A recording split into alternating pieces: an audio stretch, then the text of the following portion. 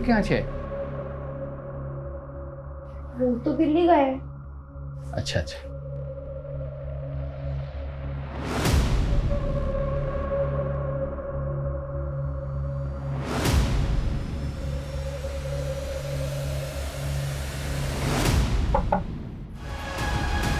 ये तो वही लड़की है।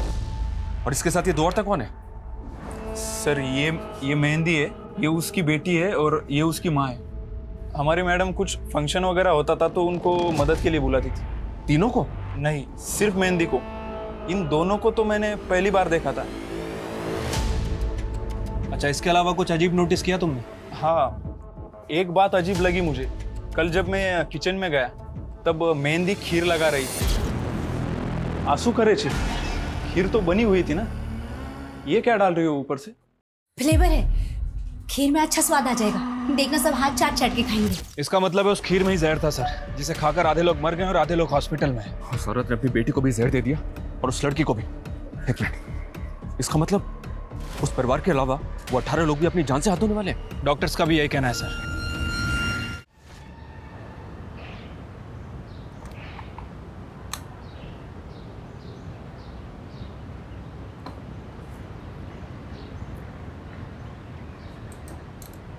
ध्वनि, क्या आती तू? 1 घंटा हो गया ना स्कूल छूट के। मम्मी કેટલો વરસાદ હતો, सब जगह पानी भर गया है। अच्छा, पड़ोस के बच्चे तो सारे आ गए घर पे। तू बारिश में खेल रही थी ना, इसी खिलवाड़ की वजह से फेल हो गई गणित में। मोड़ू सुजुआ छे, तेरी क्लास के जीनल ने पूरे मोहल्ले में ढिंडोरा पीट दिया है। तेरे पप्पा को भी पता चल गया होगा, आ रहे होंगे अभी। नहीं मम्मी, आपको तो पता है ना, एग्जाम के दिन मुझे 104 बुखार था। एना माटे मारू पेपर सारू नतु गयो। आप पप्पा को बोल देना प्लीज। हाँ, बात मने नहीं, तारा पप्पा ने समझाओ। लेकिन मम्मी,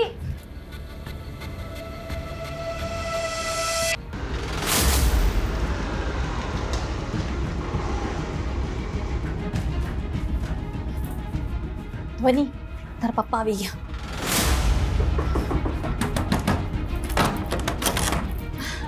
आपके लिए चाय बना दूं गरमा गर्म, या फिर सीधा खाना खाओगे आप? ध्वनि क्या छे?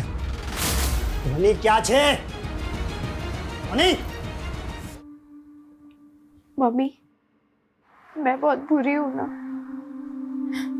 मेरे वजह से पापा ने आपको भी चिल्लाया। सांभड़ बेटा, तू मुझे देख रही है ना, मैं नहीं चाहती कि तू मेरे जैसी जिंदगी जिए। तने खबर छे, मैं नर्स बनना चाहती थी। देख क्या बनकर रह गई।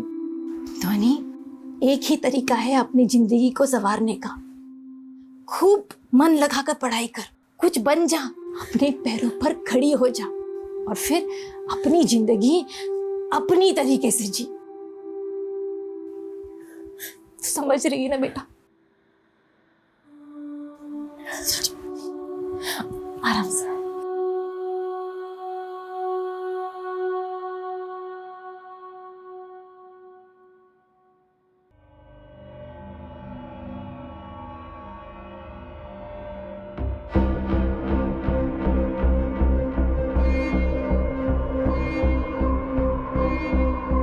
माँ कितनी बार, फंक्शन के लिए लेट हो रहा है, जल्दी करो। अरे हाँ हाँ, मैं रेडी हो रही हूँ, तू भी जल्दी रेडी हो जा। मैं नानी को बोलती हूँ। अरे हूँ पण रेडी ज छू बाबा। तो सब रेडी है तो फिर निकलते हैं ना।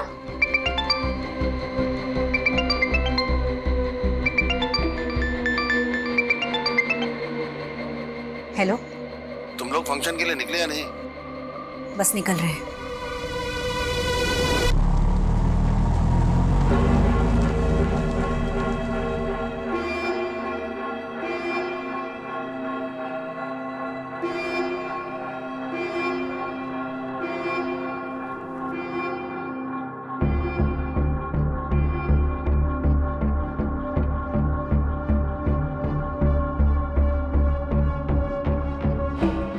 माँ मैं भी डांस कर लूँ, छेली वक्त, પછી ખબર नहीं कब डांस करने मिलेगा।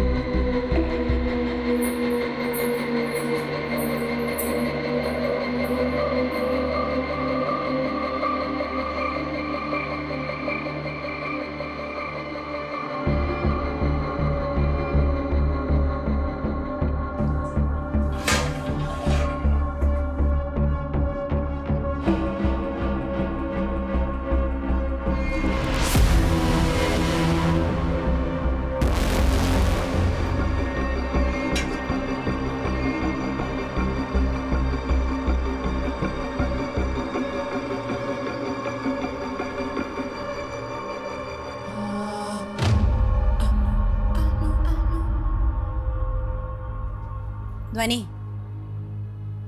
ध्वनि, चल लेट થઈ ગયો.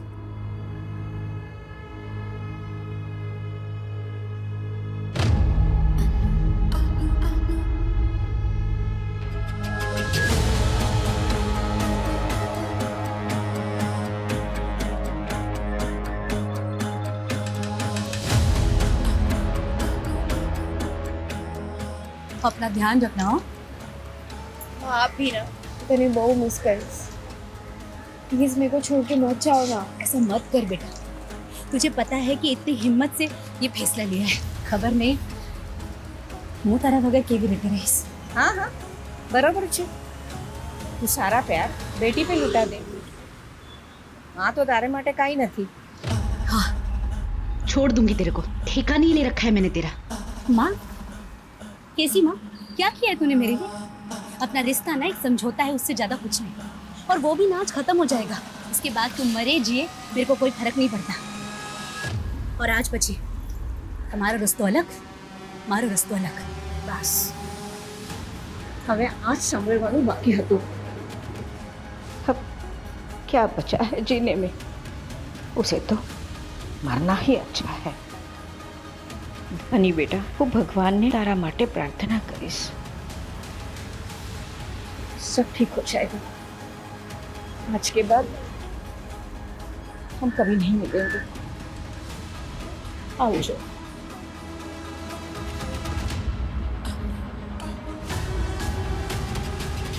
मैं नानी को बहुत मिस करूंगी. जो भी हो, पर वो मेरा बहुत ध्यान रखती थी. मैं तो स्कूल के टिफिन में भी खीर लेके जाऊंगा. सारू छे.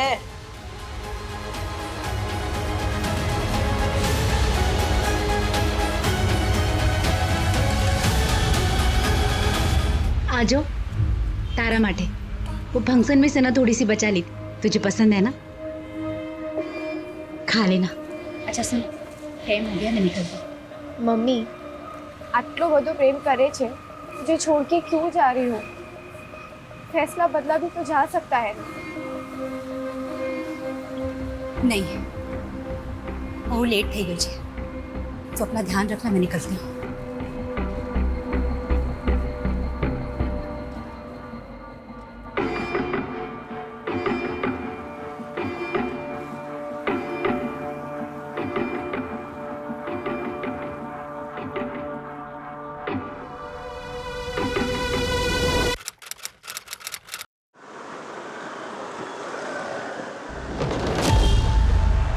रुक रुक रुक रुक रुक रुक. पाछड़ ले, पाछड़ ले.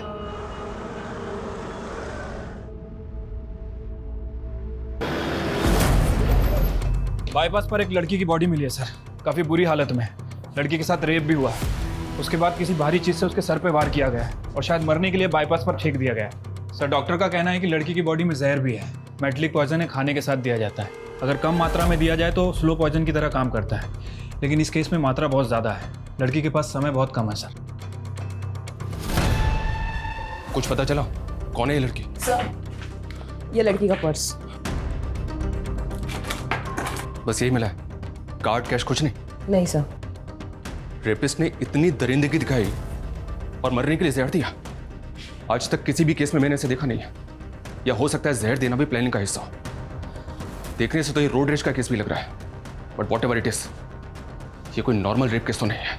सर, लड़की की बॉडी पर कोई डीएनए, कोई सीमेंट सैंपल नहीं मिला है.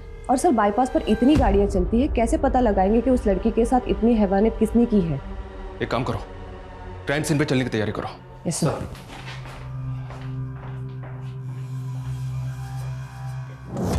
मेरी गट फीलिंग और जुर्म के तरीके को देखकर कह सकता हूं कि हमारी एक नहीं कई रातें काली होने वाली हैं. लड़की की पहचान सबसे बड़ा चैलेंज होगा. वो खुद कुछ बता पाएगी इसके आसार तो ना के बराबर है. पर क्या वो वाकई में इंसान होगा जिसने इस लड़की के साथ इस तरह के जुर्म की कल्पना की होगी?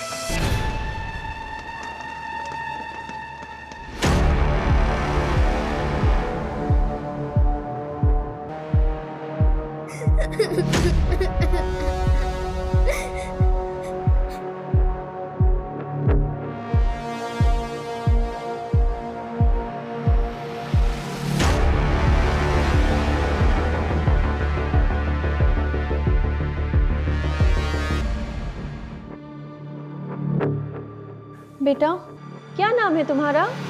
ધ્વનિ.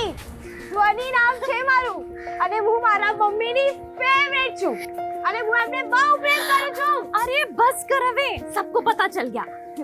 चले घरे चले.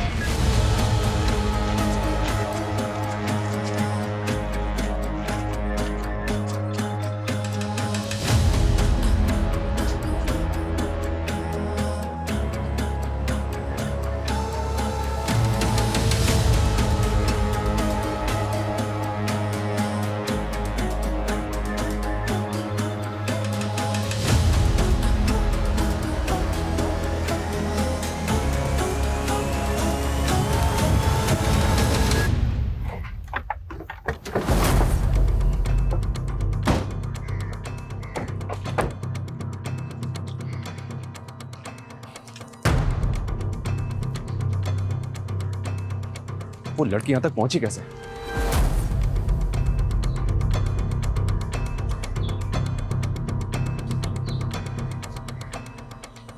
ए सुनो, तुम रोज इसी जगह खड़े होते हो? किसी एक जगह पे तो नहीं रहता हूँ साहब, पूरे एरिया में घूमते रहता हूँ. क्यों, क्या हुआ? कल एक 20-22 साल की लड़की को देखा था यहाँ तूने, कुछ पता उसके बारे में? कल तो मैं इस तरफ नहीं था साहब, वो उस तरफ था. एक ड्राइवर है साहब, वो मेरा रेगुलर कस्टमर है. वो बता रहा था कि उसने किसी लड़की को देखा. कहाँ मिलेगा ये टैक्सी ड्राइवर? टैक्सी चलाता है साहब, ऐसे कैसे बता सकता हूँ मैं? तेरा रेगुलर कस्टमर है ना, उसका फोन नंबर, टैक्सी नंबर कुछ तो बता सकता है उसके बारे में? ऐसे भी कोई जान पहचान नहीं है सर. वो फोन नंबर, टैक्सी का नंबर तो नहीं पता, पर साहब उसके गाड़ी पे ना एक लाल कलर का बाज का स्टिकर है सर. बाज का स्टिकर? हितेश, बाज के स्टिकर वाली, बिना बाज के स्टिकर वाली, बाईपास पे आने जाने वाली हर टैक्सी को अच्छी तरह से चेक करो. ये टैक्सी ड्राइवर मुझे किसी भी हालत में चाहिए. सर.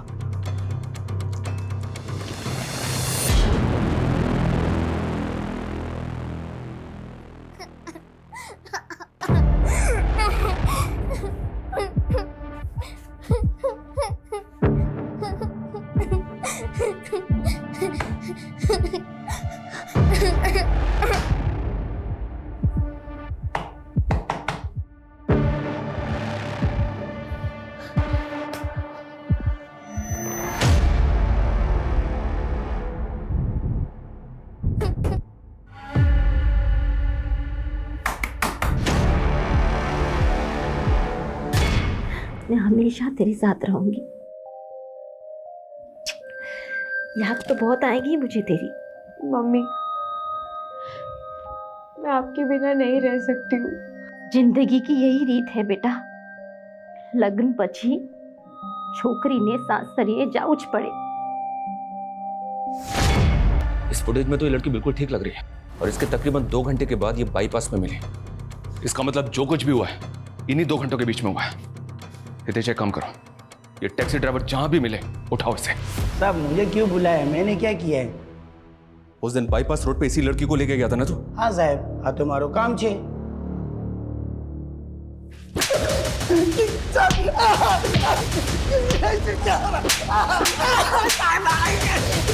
जल्दी बोल, क्या किया उस लड़की के साथ? बोल. मैंने क्या किया है साहब? रेप किया उसका, उसको जहर दिया और मरने के लिए बाईपास रोड पे फेंक दिया उसे. यह किया है तूने? नहीं साहब, मैंने कुछ नहीं किया, कसम से बोल रहा हूँ. मैंने इसको जनता कॉलोनी से बिठाया था और बाईपास रोड पे इसको सही सलामत उतार दिया था साहब. उतार दिया या फेंक दिया? साहब मैंने फेंका नहीं साहब. जब मैंने उसको उतारा तो वो सही सलामत थी साहब. वहाँ पे एक चाय वाला भी था, उसने सब कुछ देखा है. अब उससे पूछ लीजिए ना. चाय वाला? हाँ साहब, साइकिल पे चाय बेचता है वो.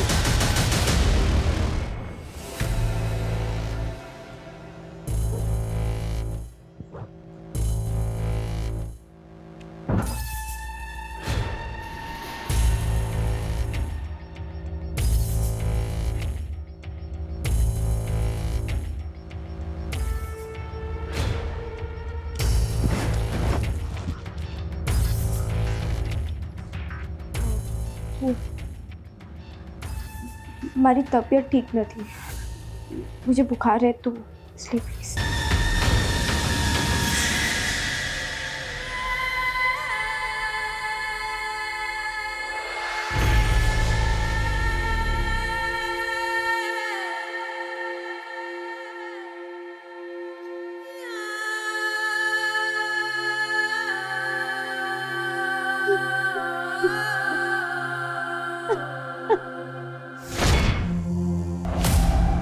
सर, ये न्यूज़ देखी आपने? कल रात जनता कॉलोनी के घर में फंक्शन था और आज मातम मनाने वाला कोई भी नहीं बचा, क्योंकि किसी ने खाने में मेटालिक पॉइजन मिला दिया था, जिससे फैमिली के चारों लोग नींद में ही मारे गए। संगीत में आए 18 मेहमान अस्पताल में भर्ती। एक मिनट, उस लड़की ने भी टैक्सी इसी कॉलोनी से ली थी और उसकी बॉडी में भी यही जहर मिला है, तो पूरी पॉसिबिलिटीज है कि उसे भी जहर इसी फंक्शन में दिया गया।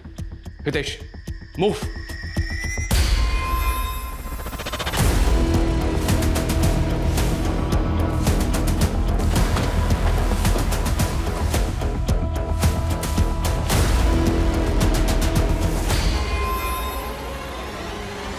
जिसने भी इन्हें जहर दिया वो दरिंदा है सर, बच्चों तक को नहीं छोड़ा।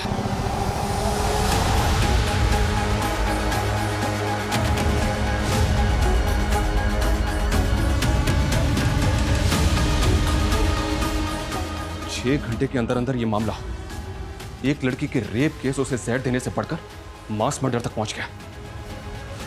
पता नहीं अब सब कुछ यहीं रुकने वाला है या और भी बहुत कुछ है जो सामने आना बाकी है। केवल क्या है? वो तो दिल्ली गए। अच्छा अच्छा।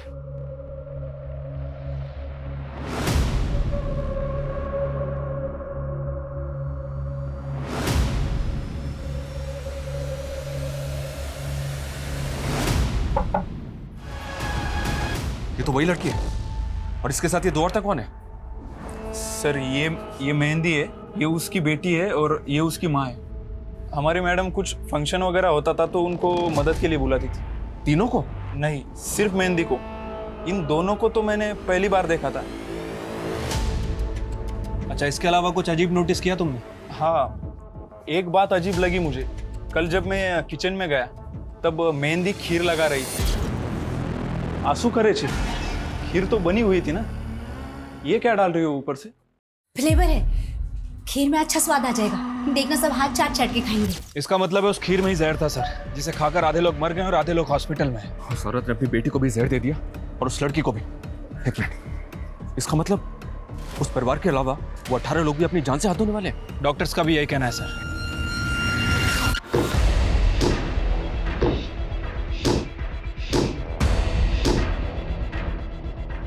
कौन है उधर? मैं हिरन, कोई है वहाँ? सुनाई नहीं दे रहा है।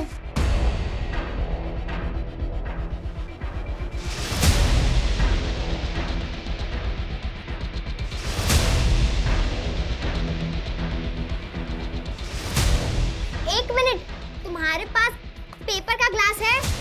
क्या? पेपर का ग्लास।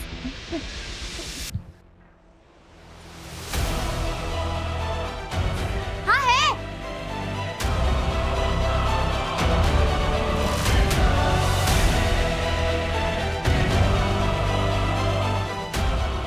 फोल्ड करो और ये धागा उसमें डाल के गांठ लगा दो।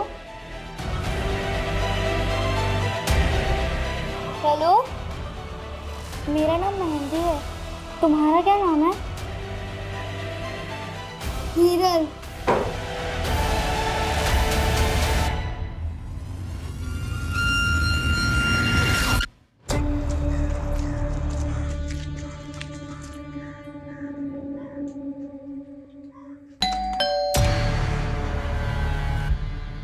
कौन था? मैं नमस्ते मैडम, हूँ मेहंदी छू। पास से पता चला कि आपको घर काम के लिए हेल्पर की जरूरत है। जरूरत तो छे, पर पूरे महीने के लिए नहीं, सिर्फ 2 दिन के लिए। चाल से मैडम, वैसे भी मेरे पास कोई काम नहीं है तो मैं कर लूंगी। ठीक है, पर बहुत सारा काम होगा, शादी का माहौल है, बहुत सारे मेहमान भी होंगे, બધું કરી લઈશ ને? आप बिल्कुल भी फिक्र मत करो, आपको जरा भी शिकायत का मौका नहीं दूंगी मैं। ठीक है, ચાલ અંદર। ये हमारा किचन है, हाँ, અને આગળ જઈને પછી આ हमारू बेडरूम और ये मेरे बेटे का बेडरूम, हाँ, और ये आगे जाके यहाँ पे ऊपर टेरेस और ये हमारा हॉल। ठीक है, तुम जाके ना किचन में थोड़े से बर्तन है वो पहले घिस लो, बाकी का काम मैं बाद में बताती हूँ। हाँ, जाओ।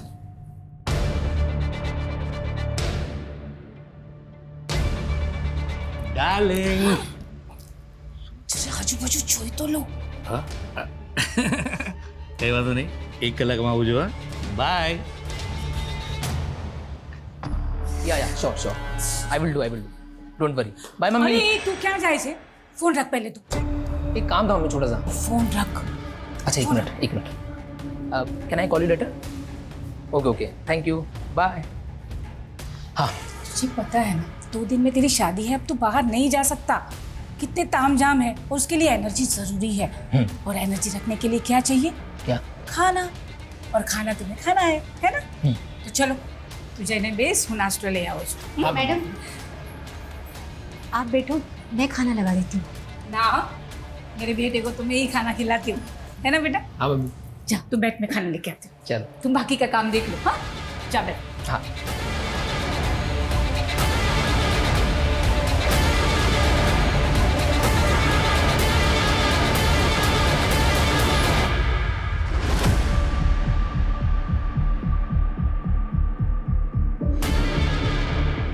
हाँ सर, काले जोजू हतू ये दोनों यहीं बस स्टॉप पर बैठे थे।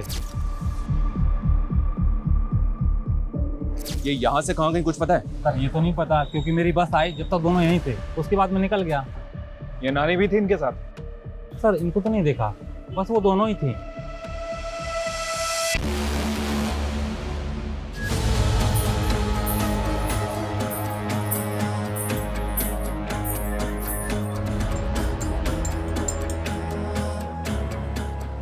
अच्छा जी तुम्हें बड़ा पता है।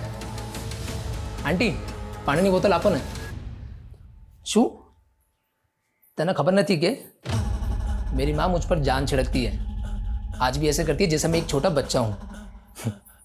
शादी के बाद तुम्हें मुझे उनसे तो शेयर करना ही पड़ेगा। पता है मुझे क्या लग रहा है? मुझे लग रहा है शादी के बाद तुम दोनों में सॉलिड कंपटीशन होने वाला है, देख लेना।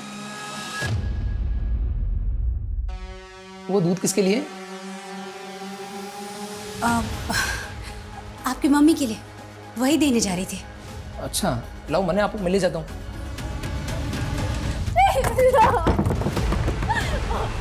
प्लीज दरवाजा खोलो प्लीज।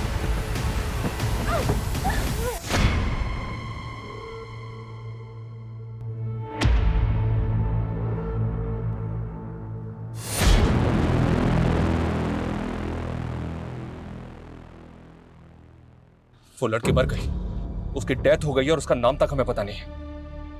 इससे पहले कि ये औरत कुछ और तबाही मचाए, इस तक पहुंचना हमारे लिए बहुत जरूरी है। हेलो, हाँ बोलो। ठीक है। सर जिस फैमिली का मर्डर हुआ था उसके पड़ोसी का फोन था। उसका कहना है कि मेहंदी उसके बगल वाले मोहल्ले में रहती है, हनुमान मंदिर के बगल वाला घर।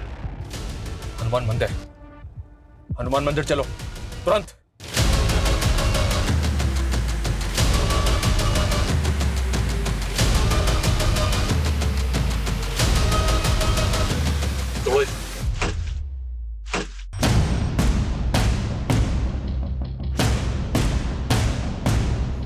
घर को अच्छी तरह से सर्च करो, देखो कहीं कुछ मिलता है क्या।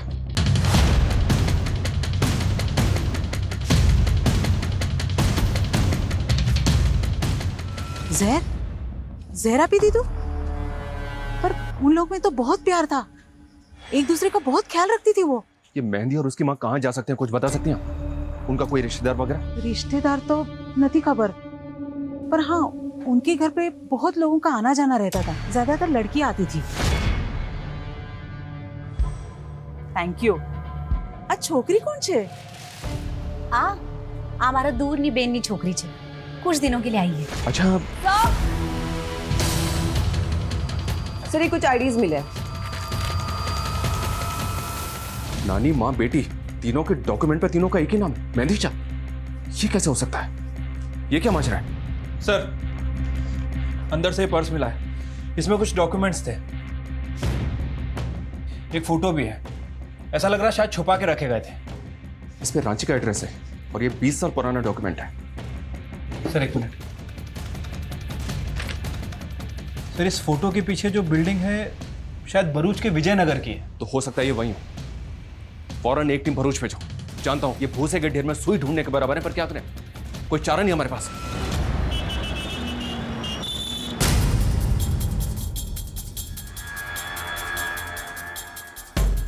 एक मिनट सुनना, इसको देखा है तुमने? सर ये तो जमुना भाई है और ये उनका बेटा मयूर। इन तीनों में से किसी को पहचानते हो?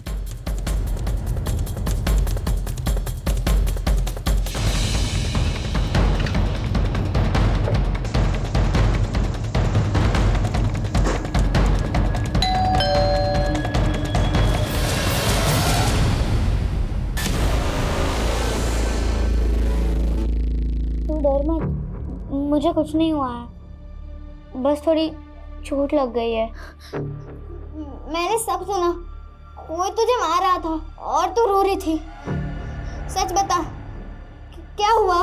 तुझे अभी 2 ही महीने हुए हैं, तुझे सब समझ में आ जाएगा। एक बात बता, तूने टैटू बनवा दिया क्या? टैटू? कहा? किसने? मैंने कोई टैटू नहीं बनवाया। नहीं बनवाया है ना? बनाना ही पड़ेगा। हेलो हेलो, क्या हुआ?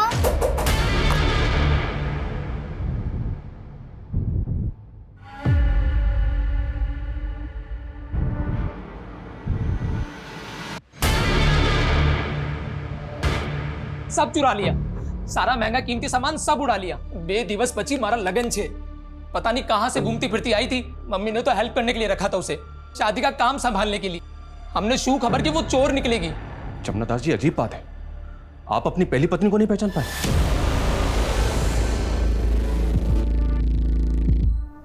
हाँ तो अपरा छे। अपरा, जो कुछ देर पहले तक आपके घर में थी।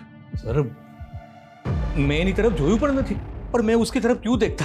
ये 3 साल का था तब वो हम सब लोग को छोड़कर चली गई थी। छोड़कर चली गई थी मतलब? 20 वर्ष पहला इसी घर में चोरी कर कर वो कमीने आसिफ के साथ दुबई भाग गई। आसिफ कौन? उसका बॉस। अपरा ने मुझे ये बोलकर ही उससे मिलवाया था कि वो उसकी नौकरी लगाने वाला है। मगर सच बताऊं सर, वो दोनों का लफड़ा था, लफड़ा। दुबई जाने के बाद उसने मुझे चिट्ठी भेजी कि मैं घर छोड़कर जा रही हूं, मुझे ढूंढने की कोशिश मत करना। हितेश, आसपास के एरिया के जितने भी सीसीटीवी सबको अच्छी तरह से चेक करो। देखो वो किधर गई है या फिर कहां जा सकती है। हमारे पास टाइम बिल्कुल भी नहीं है। पता नहीं अब वो और क्या प्लान बना के निकली यहाँ से। इससे पहले कि वो कुछ और करे, हमें उसे रोकना होगा तुरंत। हेलो, ठीक है, लॉकअप में डालो उसे। सर, वो चाय वाला पकड़ा गया। इनको क्यों लेके आए मैडम? चल बोल, जल्दी बोल, उस रात लड़की के साथ उन्हें क्या किया? मैंने कुछ नहीं किया सब। ये ऐसे नहीं मानेगा। इसकी 2-4 हड्डियां तोड़ो, उसके बाद ये बोलेगा। बता दो सब, बता दो। मेरी जान से भी ज्यादा प्यार करता हूँ मैं तुझसे। तेरे सिवा कोई दिखता ही नहीं है मुझे। सुनना, एक कस्टमर आया, मैं बाद में बात करूं?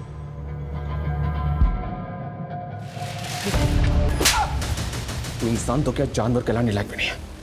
एक लड़की जो बेचारी मर रही थी, उसकी मदद करने के बजाय तूने उसका रेप किया और मरने के लिए उसे वहीं छोड़ दिया।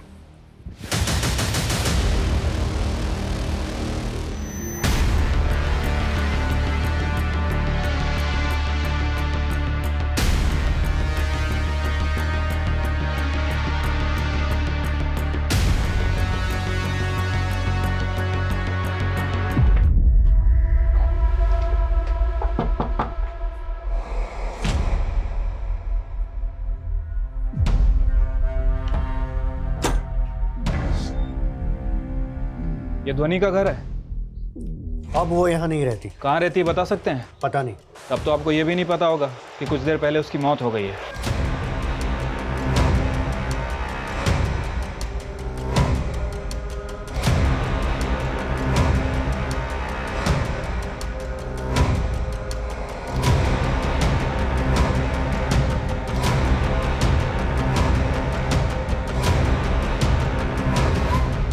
मैं मारी ध्वनि ने। आपकी वजह से उसकी मौत हुई मतलब? 4 साल पहले वो यहाँ आई थी, जब उसके ससुराल वालों ने उसे घर से निकाल दिया था। मैंने बड़ी खबर थी कि उसके ससुराल में उसके साथ क्या हो रहा था। उसकी मम्मी ने बताया था मुझे। ध्वनि ने फोन आई, वो तो बहुत रो रही थी। वो उसके साथ जबरदस्ती हो रही है। क्या फालतू बात कर रही है? नहीं, पति नहीं, ससुर। हाँ, शू बोले ये?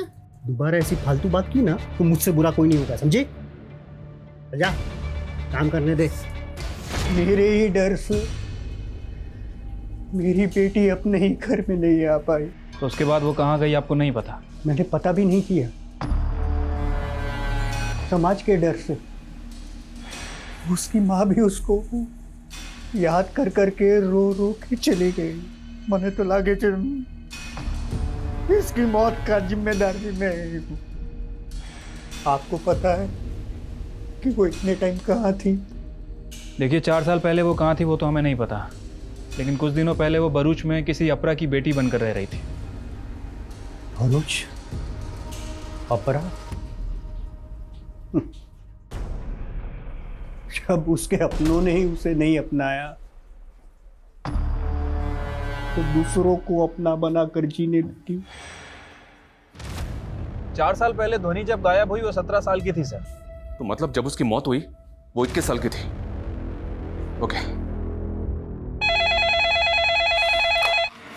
हेलो सर, एमजी बाईपास पे एक औरत ने एक रिक्शा वाले और एक सवारी पर चाकू से हमला किया है। सर, उन दोनों को हमने हॉस्पिटल भेज दिया है और उस औरत को पुलिस स्टेशन लेकर आ रहे हैं।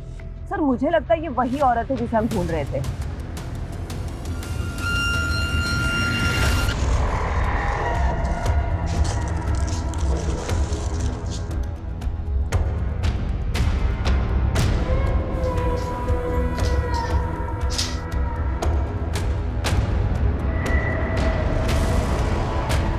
अपना बहन, इरादा क्या है तुम्हारा? और कितनी लाशें गिराओगी?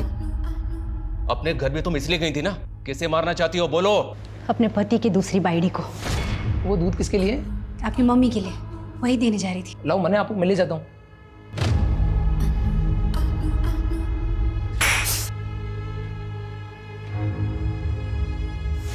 पर मारा नहीं, सिर्फ चोरी की। क्यों? क्योंकि मेरा पति और मेरा बेटा उसके साथ खुश है। मयूर उसे ही अपनी माँ मानता है। उसे तो शायद पता भी नहीं कि मैं उसकी माँ हूं। अभी मुझे सीधी तरह से ये बताओ, क्यों कर रही हो ये सब? खत्म कर देना चाहती हूँ हर उस चीज को, हर उस इंसान को जिसने मेरी जिंदगी बर्बाद की। त्यारस मैंने शांति मठ से। पर तुम तो अपनी मर्जी से गई थी ना, चिट्ठी भी भेजी थी तुमने। चिट्ठी मैंने नहीं, आसिफ ने भेजी थी, ताकि जमुना कभी मुझे ढूंढे ही ना। मैं जमुना की वजह से इस नरक में गिरी। अने जमुना ये शू करियो, नकली चिट्ठी पे भरोसा कर लिया। मतलब? जमुना की कमाई कुछ खास नहीं चल रही थी, हमें पैसे की जरूरत थी, तो मैं नौकरी के लिए निकली। मेरा बेटा छोटा है तो मैं वो फुल टाइम जॉब नहीं कर पाऊंगी। पार्ट टाइम जॉब रहेगा ना तो वो मैं कर लूंगी। जमुना, मैं ना बहुत लकी हूँ जो आसिफ जैसा बॉस मिला। 6 महीने हो गए लेकिन जॉब में कोई भी प्रॉब्लम नहीं है बोलो, और बहुत ध्यान रखता है। मुझे तो लगता है ना हमारी लाइफ एकदम अच्छी हो जाएगी। अपरा दुबई का एक काम आया है, 1 वीक की ट्रिप है भाई। फैमिली फंक्शन मैनेज करना है। तुम खूबसूरत हो, अच्छे मैनर्स हैं, अच्छे पैसे भी मिलेंगे। बताओ, जाओगी? पैसे की बहुत जरूरत थी। मैं उसके साथ दुबई चली गई। वहां जाके पता चला कि खेल कुछ हो रही है। मुझसे मेरा पासपोर्ट छीन लिया और मुझे बेच दिया। तो तुम वापस इंडिया कैसे आई? जब मैं किसी काम की नहीं रही तो आसिफ ने मुझे वापस बुला लिया। क्यों? तुम वापस अपने घर पे जा सकती थी ना, क्यों नहीं गई? आसिफ मेरे वीडियोस बनाता था और मुझे ब्लैकमेल करता। रोटली, घर यानी कपड़ा देकर मुझे बच्चियों को तैयार कराने के काम में लगा दिया। बच्चियों को तैयार करना मतलब? कौन बच्चियां? किस लिए? गरीब मजबूर बच्चियां जिन्हें वो फुटपाथ से उठा था, और उनके माँ बाप को सपने दिखाता कि उन बच्चियों को पढ़ाएगा, लिखाएगा और बड़ा करके उनका लगन करवाएगा। तुम उन बच्चियों के साथ क्या करती थी? सिर्फ मैं नहीं, फाल्गुनी भी यही काम करती। हम नए नए मोहल्ले में घर लेते, उन बच्चियों को रहना सहना, ठीक से बात करना सिखाते थे। उसके बाद बाबा उन बच्चियों को अमीर पार्टियों में, अमीर घरों में काम के नाम पे धंधे के लिए भेजता। उन बच्चियों की भी वैसी ही वीडियोस बनाता ताकि वो बच्चियां भी काम छोड़कर कहीं भाग न सके।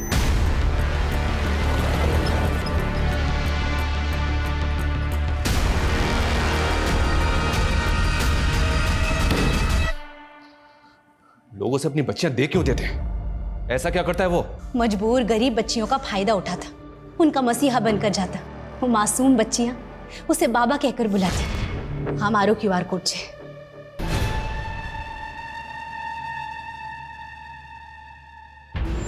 ऐसा टैटू तो हमने उस बच्ची ध्वनि के मां पर भी देखा था। वो उसका QR कोड था। हाँ, और तुम 3 औरतों के डॉक्यूमेंट्स मेहंदी नाम से ही क्यों थे? वो हर बच्ची का नाम मेहंदी ही रखता, ताकि अगर कोई कभी पकड़ा जाए तो उसकी असली पहचान सामने ना आ सके। इतना सब कुछ जानती थी तुम उसके बारे में, पुलिस के पास आना चाहिए था ना तुम्हें। हटलो सरल न थी, वो बहुत बड़ा आदमी है। जब ध्वनि आई तो हमें लगा कि यही हमारा परिवार है। फिर हमने सोचा कि बाबा के चंगुल से आजाद हो जाएंगे, भाग जाएंगे यहाँ से। बस हमें बहुत है गई, अब हम अपनी किस्मत खुद लिखेंगे। तो तुम भागी क्यों नहीं? भागी तो थे। सबसे पहले ध्वनि गई थी, लेकिन उसे पता चला कि उसकी माँ मर गई है और उसका बाप उसे कभी नहीं अपनाएगा। उसके पास रहने के लिए जगह नहीं थी, तो उसने बाबा के पास वापस आने का फैसला किया। उस फंक्शन में तुम तीनों औरतें साथ में गई, तो तुम तीनों वहां से भागी कब? फंक्शन के बाद ही अलग होने का प्लान था। इस फंक्शन में तुमने लोगों को जहर दिया था ना, उसमें वो लड़की भी थी जिसे तुम अपनी बेटी मानती थी, उसे भी। मैं नहीं चाहती थी कि वो उस नरक में वापस जाए। बाबा के फायदे के लिए वो रोज मरे, इससे अच्छा तो एक बार में मर के मुक्ति पा जाए। इसीलिए मैंने उससे मुक्त कर दिया। लोग जिन्हें तुमने मारा उनमें 2 बच्चे भी थे, उन्हें क्यों मारा? कोई मासूम नहीं था। बाबा के बाद बच्चियों के खरीद फरोख्त में ये परिवार सबसे आगे था। उस घर के हर आदमी ने मेरा रेप किया है। मैंने सोच लिया था जब भी मौका मिलेगा ना, मैं सबको खत्म कर दूंगी।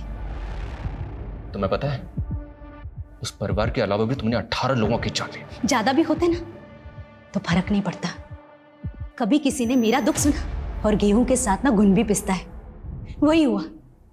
अगर वो परिवार जिंदा रहता ना तो पता नहीं कितनी बच्चियों की जिंदगी बर्बाद होती। आज तारीख सोचिए, 12 जुलाई। क्यों? बचा लीजिए, उन बच्चियों को बचा लीजिए। किन बच्चियों को बचाने? किसकी बात कर रही हो तुम? मेहंदी और हिरन 10 साल की बच्ची हैं। बाबा उन्हें पाकिस्तान गुजरात बॉर्डर पर बेचने वाला है। हेलो, बिना पेमेंट हुए माल बॉर्डर नहीं पहुंचेगा।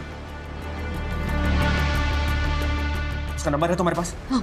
हितेश, उसका नंबर नोट करो और पता करो कि इसके बाबा की करंट लोकेशन क्या है। Move fast.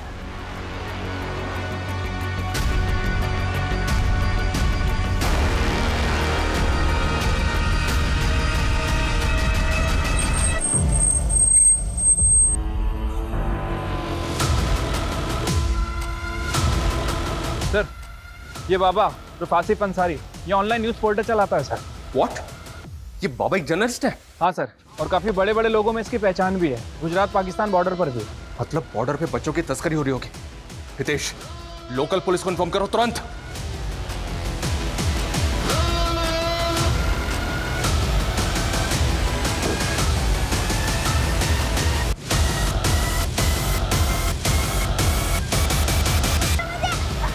इसको पकड़ो।